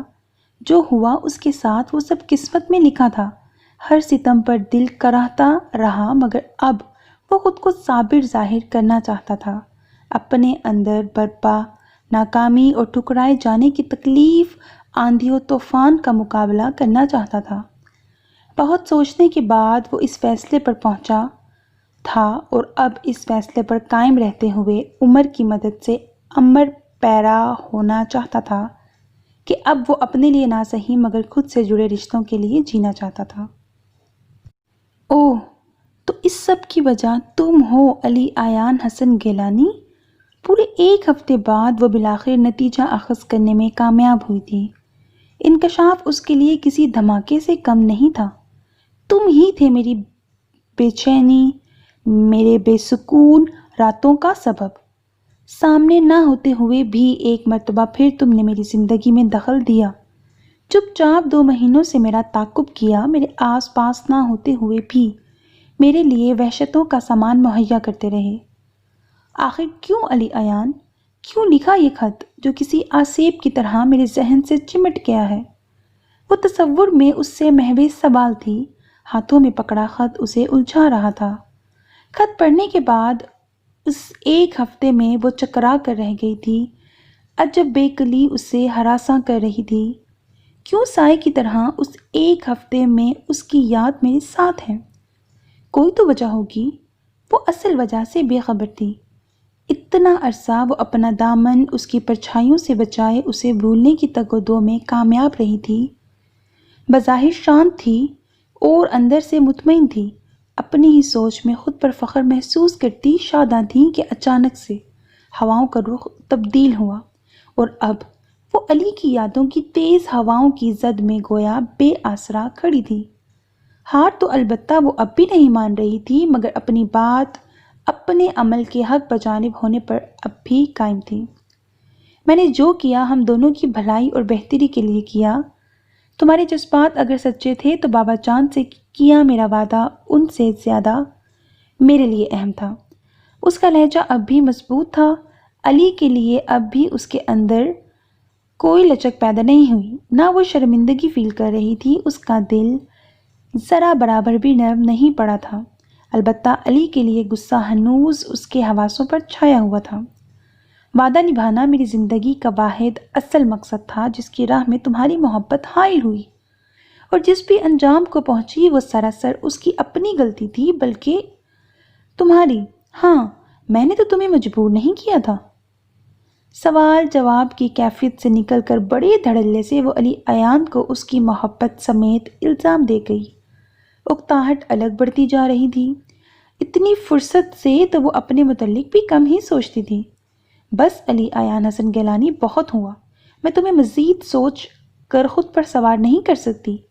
جھنجھلاہٹ اور بیزاریت سے چھٹکارا پانے کے لیے وہ کڑی لفظوں میں اس سے دل میں مخاطب ہوئی۔ میرے جواب کے بعد تم اب کس حال میں ہو، کس کیفیت میں جکڑے ہو کہ مجھے اس سے کوئی مطلب نہیں۔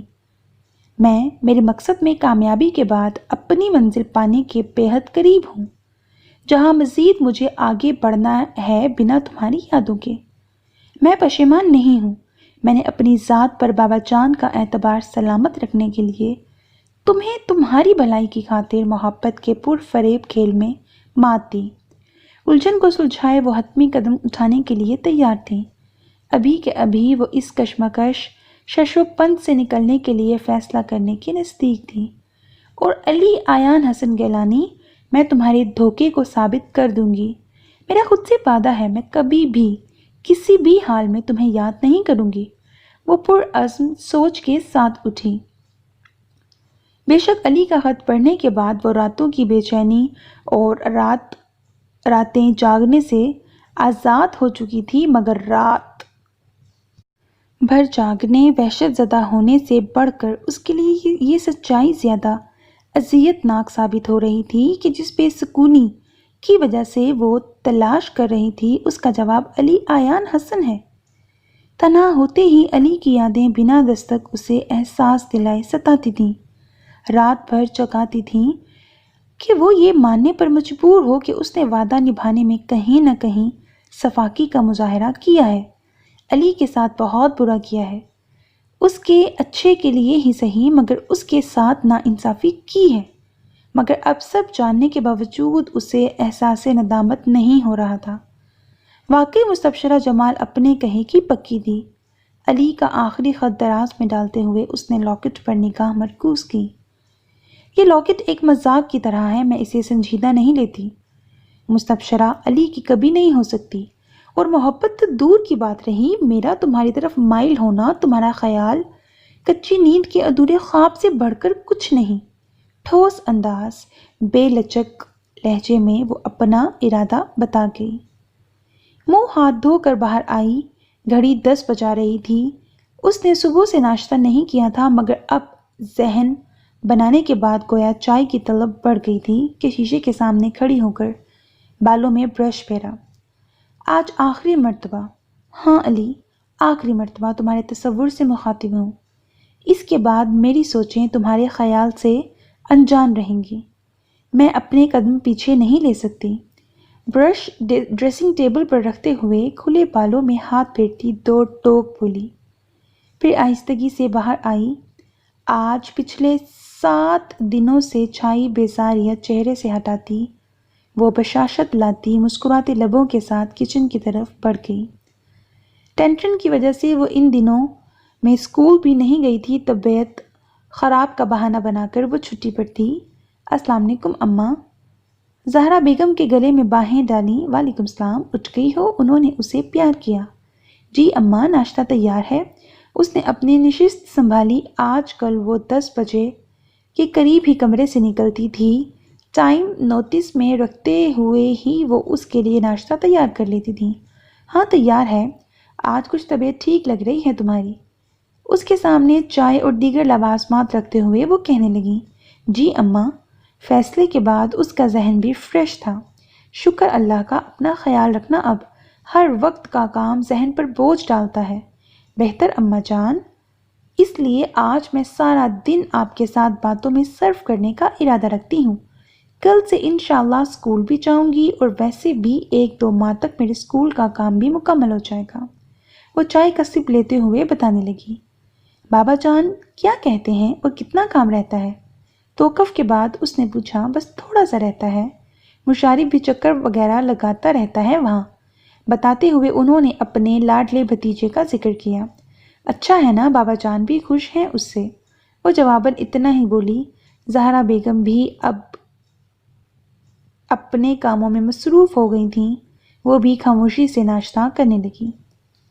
نیکسٹ سین، الجھے ذہن کو وہ سلجھانا چاہ رہی تھی۔ ذہنی انتشار اور قلبی الجھاؤ نے اس کے اعصاب گویا شل کر دیے تھے۔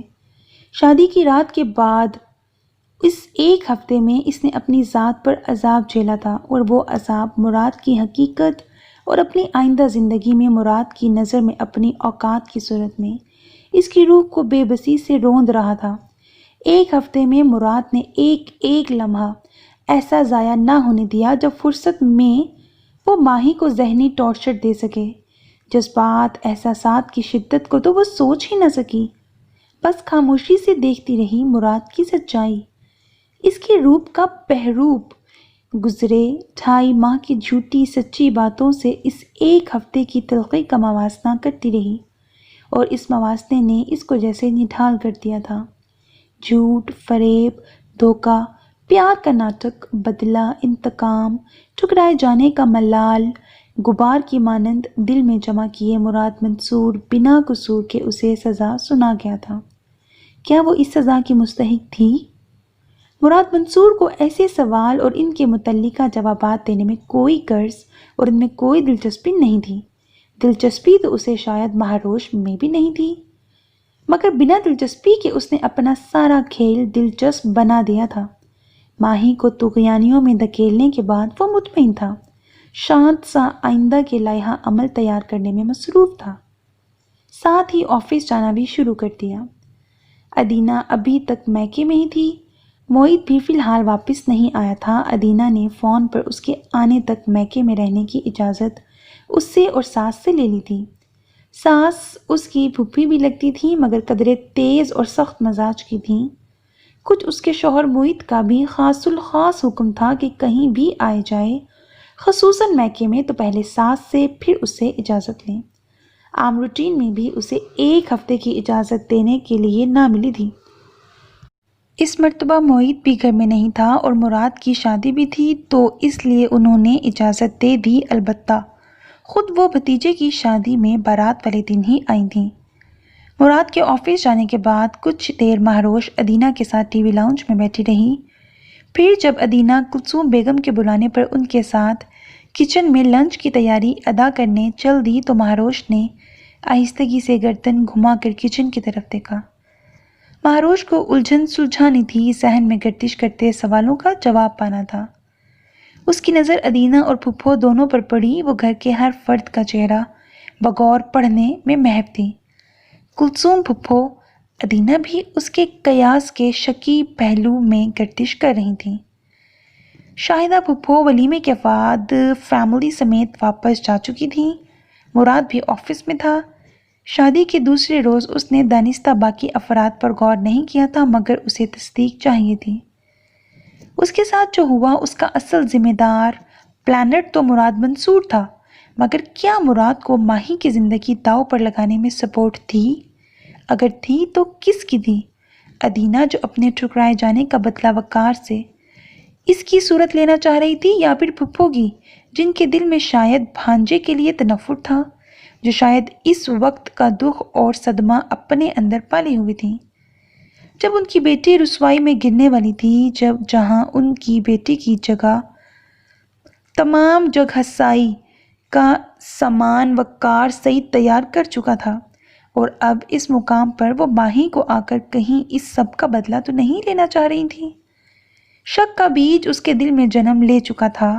اسے اب اس شک کے محض شک ہونے کا گمان نہیں بلکہ اس شک کے بھیس میں ڈلتے پہلو کا سرا پکڑنا تھا۔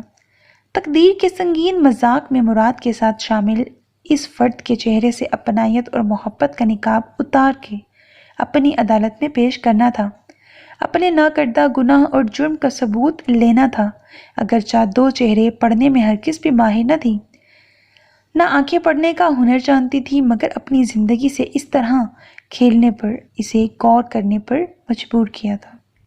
البتہ 2 گھنٹے کی کوشش میں وہ ناکام رہی تھی، نہ وہ ادینہ کی باتوں میں سچ جھوٹ کی کوئی رقم تلاش کر پائی، نہ کلثوم پھپھو کی باتوں، لہجے اور اپنائیت میں اسے کھوٹ کا کوئی عنصر شامل نظر آیا۔ مہروش، کھانا تیار ہے، آ جاؤ۔ 1 بجے کے قریب ادینہ نے اسے بلایا تھا۔ مراد کی واپسی 4 بجے کے قریب ہوئی تھی۔ وہ اٹھ کھڑی ہوئی، آنکھوں سے شک کی پٹی تھوڑی دیر کے لیے اتار دی کہ اب ان دونوں کی باتوں لہجے سے اندازہ لگانا تھا۔ مراد سے اتنا کہا میں نے کہ آفس سے چھٹی لے لو، نئی شادی ہوئی ہے، کچھ وقت دونوں ساتھ میں گزارو، مگر کام تو جیسے اس کی وجہ سے رکے پڑے تھے۔ ایک کان سے مجھے سنا اور دوسرے سے بات نکال کر باہر کر گیا۔ بیوی سے زیادہ کام اس کے نزدیک اہم ہے۔ اب بندے کو اتنا ذمہ دار ایسے موقع پر نہیں ہونا چاہیے۔ کھانے کے دوران ادینہ بولی تھی، اس کی بھی اپنی ہی منطق ہے، کسی کی سنتا ہی کب ہے، اپنی مرضی کرتا ہے۔ میں بھی روکنا چاہا تھا مگر آفس کے اتنے کام گنوائے کہ مجھے چپ ہونا پڑا۔ کلثوم بیگم بھی بولی، البتہ وہ خاموش رہیں۔ شروع سے ایسا ہی ہے بدھو، ماہی تم روک لیتی نا اسے۔ ادینہ نے اسے خاموش نہ رہنے دیا۔ وہ چپ رہ کر اندازہ لگانا چاہ رہی تھی، آواز پر سنبھلی، ہاں تمہارے کہنے پر رک جاتا، نئی نویلی دلہن کی بڑی سنتے ہیں مراد، لیکن میرا معاملہ باقی دلہنوں سے الگ ہے، میری وہ سنتے نہیں بس اپنی سنانا جانتے ہیں۔ ادینہ کی بات پر وہ اندر ہی اندر کسک کا شکار ہوئی تھی مگر بظاہر نارمل رہی۔ وہ رکتا بھی کیسے؟ جبھی ادینہ نے مکمل جائزہ لیتی نظروں سے اسے دیکھا، ساتھ ہی بولی، جی؟ ماہی حیران نظروں سے اسے دیکھنے لگی۔ ذہن یکدم الرٹ ہوا، دل میں سوال بھی ابھرا، کیا ادینہ واضح کر دے گی کہ مراد کے پلان میں شامل تھی؟ اور اگر ادینہ بھی مراد کے فعل میں شامل نکلی تو ادینہ بھی وقار بھائی کا بدلہ لینا چاہتی ہوگی؟ ان سوالوں کے جواب جاننے کے لیے وہ مکمل اس کی طرف متوجہ ہوئی۔ امی دیکھیں تو ذرا اسے، شادی کو محض 1 ہفتہ ہی ہوا ہے اور یہ کتنی سمپل سی بیٹھی ہے، نہ ہیوی ڈریس، نہ جیولری، نہ میک اپ۔ شروع کے 4 دن جو میں نے زبردستی سے تیار کروایا تھا بس وہی لگ رہا تھا کہ نیولی میرڈ ہے۔ ایسے سمپل رہو گی تو مراد کہاں تمہارے ارد گرد چکر کاٹے گا؟ ادینہ کا انداز ہلکا پھلکا تھا، لہجہ میں اس کے لیے خاص تھا، وہ کوئی جواب نہ پا سکی۔ جی بھر کر تیار ہوا کرو آج کل، ادینہ نے تاکید کی۔ اس نے مسکراتے ہوئے اثبات میں سر ہلایا۔ بیٹا اور بھی لو نا۔ کلثوم بیگم نے اس کی خالی پلیٹ میں چاول ڈالنے چاہے۔ نہیں پھپھو تھینکس، اس نے سہولت سے منع کیا۔ البتہ اب اس کا ذہن ان کی طرف گیا تھا، کئی سوال آنکھ کے پردے پر ظاہر ہوئے تھے۔ اگر پھپھو مراد کے ساتھ ہیں تو اب تک اپنائیت کا لبادہ کیوں اوڑے ہوئے ہیں؟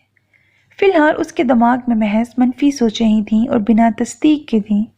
دل ابھی اگرچہ صاف تھا لیکن شک کے صحیح یا غلط ہونے کے بعد ہی وہ نئے سرے سے ان کے مقام کا تعین کر سکتی تھی۔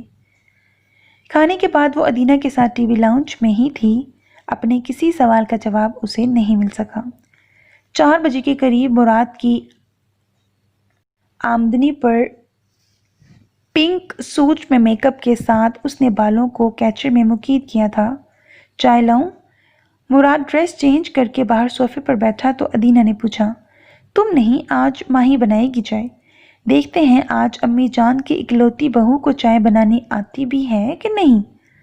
اسے روکتے ہوئے مراد نے ماں اور بہن کے سامنے مہروش کو بہت پرشوق نظروں سے دیکھتے ہوئے کہا، کیوں نہیں آتی ہے اسے؟ ماشاءاللہ بہت ذائقہ ہے میری بہو کے ہاتھ میں۔ جواباً کلثوم بیگم بہو کے لیے ستائشی انداز میں بولی، سعید احمد کے گھر میں زیادہ تر مہروش کے ہاتھ کی بنی چائے ہی انہوں نے پی تھی۔ ابھی دیکھ لیں گے، مراد بولا۔ نگاہیں ہنوز ماہی پر ہی تھیں۔ مہروش خاموشی سے اٹھ کھڑی ہوئی۔ ادینہ مسکراتے چہرے کے ساتھ اس کے ساتھ ہوئی۔ دونوں آگے پیچھے کچن کی طرف بڑھیں۔ دیکھا تیار ہونے کا فائدہ؟ مراد کی چاہت بھری نظریں تم سے ہٹ ہی نہیں رہی تھیں، اس لیے فرمائش کر ڈالی۔ ادینہ نے کچن میں قدم رکھتے ہوئے کہا تو وہ زیر لب مسکرائی۔ تم بہت بڑی غلط فہمی کا شکار ہو ادینہ۔ ان کی فرمائش اور چاہت بھری نظریں تو محض دھوکہ ہیں، میں جانتی ہوں۔ وہ مجھے ستانے کے لیے یہ مخاطب کرتے ہیں، الجھن ہوتی ہے مجھے ان کی نظروں سے۔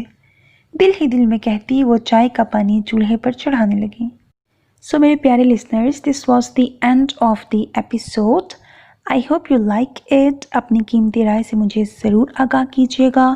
کوئی سجیشن، کوئی ریکویسٹ، کوئی ریکمنڈیشن کرنا چاہیں تو without any hesitation comment box میں کر سکتے ہیں۔ اپنا بہت خیال رکھیے گا۔ نیک تمناؤں کے ساتھ اللہ حافظ۔